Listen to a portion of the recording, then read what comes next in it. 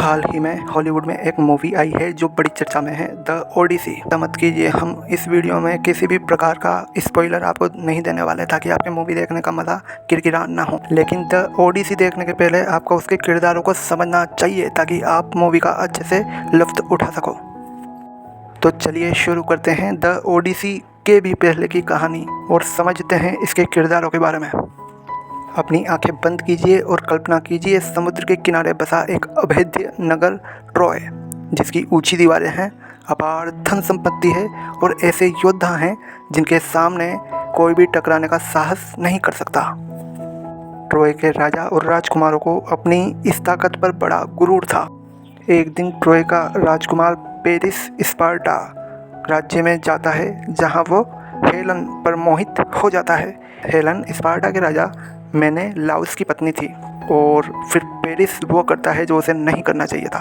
वह हेलन को ट्रॉय ले जाता है। इसका कहते हैं कि यह जबरदस्ती किया गया काम था। राजा मेनेलाउस इसे न केवल अपनी पत्नी बल्कि पूरी यूनान सभ्यता का अपमान मानता है। इस अपमान का बदला लेने के लिए वह अपने भाई को बुलाता है, जिसका नाम था एगामेम्नोन। एगामेम्नोन ने पूरे यूनान के राजाओं को एक ही ध्वज के नीचे एकत्रित कर लिया।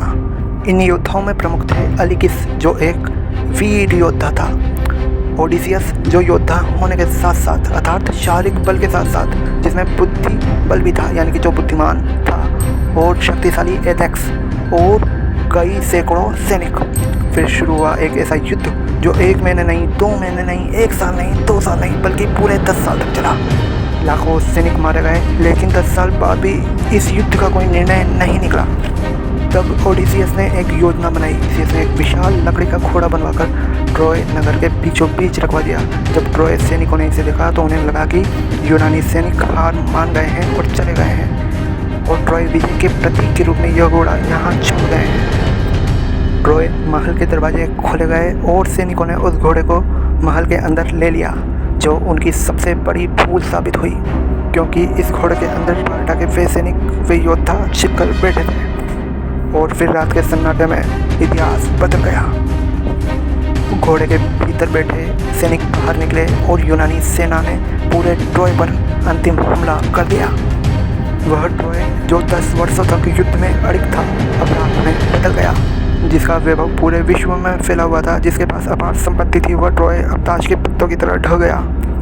ट्रॉय के राजकुमार पेरिस की एक गलती पूरे ट्रॉय को ध्वस्त करवा दिया। समाप्त होता है ट्रॉय युद्ध। हेलन को वापस लौटाया जाता है और यहीं से शुरू होती है ओडिसियस के घर लौटने की कहानी, जो रहस्यों से भरी हुई है, जिसे आप द ओडिसी मूवी में देखेंगे। आशा करते हैं आपको वीडियो पसंद आया होगा। यदि वीडियो पसंद आया तो लाइक करें, चैनल को सब्सक्राइब करें और इसी प्रकार की अनसुनी कहानियों के लिए हमें फॉलो भी करें। मिलते हैं अगली वीडियो में अगली कहानी के साथ। धन्यवाद।